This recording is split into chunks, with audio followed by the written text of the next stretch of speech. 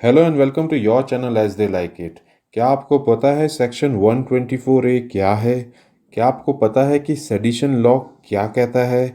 और क्या आपको पता है कि सेंट्रल गवर्नमेंट ने सुप्रीम कोर्ट में अगेंस्ट सेक्शन 124A की कॉन्स्टिट्यूशनल वैलिडिटी के ऊपर जो केसेस चल रहे हैं उसमें सेंट्रल गवर्नमेंट ने क्या कहा है? तो आइए जानते हैं ये कंप्लीट टॉपिक।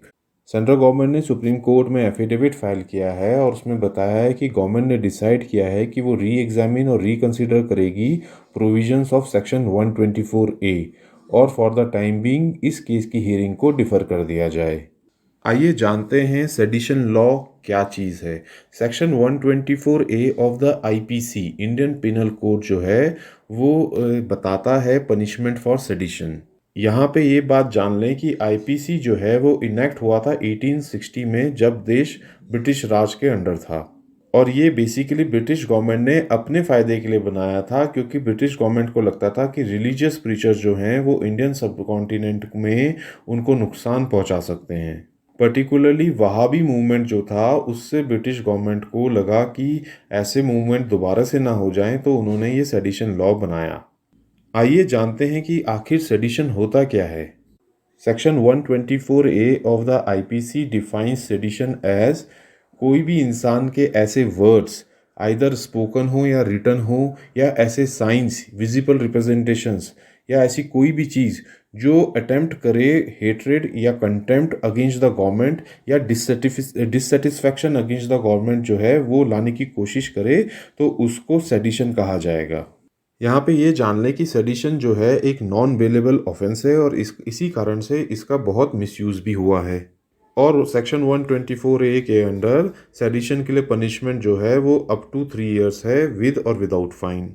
आइए जानते हैं कि सेडिशन जो है एक कॉग्निजेबल ऑफेंस है। कॉग्निजेबल ऑफेंस वो होते हैं जिनमें कि अरेस्ट की जा सकती है विदाउट अ वारंट।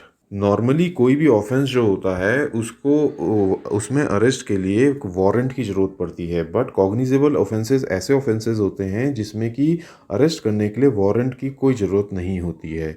सेडिशन को कॉग्निजेबल ऑफेंस बनाया गया जब प्राइम मिनिस्टर इंदिरा गांधी के टाइम पे 1973 में। आइए देखते हैं कि सेडिशन लॉ इतना कंट्रोवर्शियल क्यों है। इसमें सबसे पहला रीज़न है कि इसको बहुत फ्रीक्वेंटली यूज़ किया जा रहा है पिछले कुछ समय से। दूसरा रीज़न ये है कि इस लॉ को इस्तेमाल किया जा रहा है डिसेंट्स को कर्ब करने के लिए। बेसिकली एक्टिविस्ट, कार्टूनिस्ट या इंटेलेक्चुअल जो भी गवर्नमेंट के अगेंस्ट बोलते हैं उनके अगेंस्ट ये जो लॉ है उसको मिसयूज़ करके इस्तेमाल किया जाता है। तीसरा रीज़न ये है कि इस सेक्शन का इस्तेमाल किया जाता है by police and authorities illegally, ताकि वो अपने एक्शंस को जस्टिफाई कर सकें। अब जो है सुप्रीम कोर्ट में एक्टिविस्ट डिमांड कर रहे हैं कि इस सेक्शन को स्क्रैप कर दिया जाना चाहिए। लॉ कमीशन ने भी इस सेक्शन को रिकंसिडर करने के लिए अपनी रिकमेंडेशंस दे रखी हैं ऑलरेडी। यहाँ पे ये भी बता दें कि एक सुप्रीम कोर्ट का जजमेंट था केदारनाथ केस में 1962 में, जिसमें कॉन्स्टिट्यूशन बेंच ने अपहेल्ड किया था उस समय सेडिशन लॉ को।